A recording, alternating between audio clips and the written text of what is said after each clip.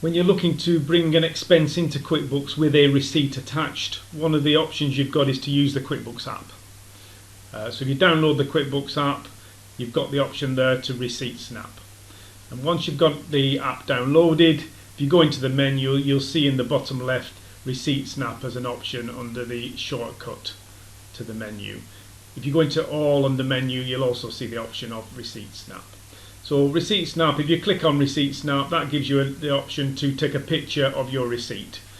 What I would suggest is you put your receipt on a dark surface. If it's on a light surface, it may struggle to capture it, but it's very good on that dark surface. It sees the outline, and even without pressing the button, it will start to capture the information on that receipt for you. Once it's captured the information, you will have an option with the picture showing as to whether you want to use that particular photograph, or if you're not happy with the photograph, you can reposition it again so that you actually get a second, third, as many chances as you want to capture that information in a photograph that you're happy with.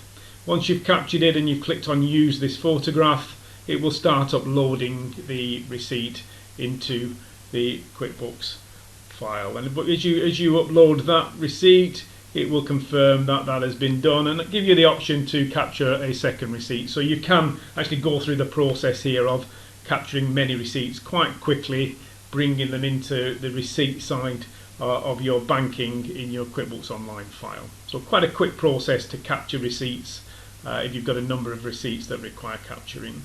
Once the capture has been done, you'll see the file where it shows the receipts in your app that are for review, and if you click on reviewed, it will show you the ones that you've already reviewed. So you'll be able to visually see the entry there that is showing up for review. If you then go over to your QuickBooks through the main program, in the receipt section of it, those apps will appear as downloaded. It may take a little bit of time just to appear in there, but you should see them fairly quickly appear in your file to be actioned.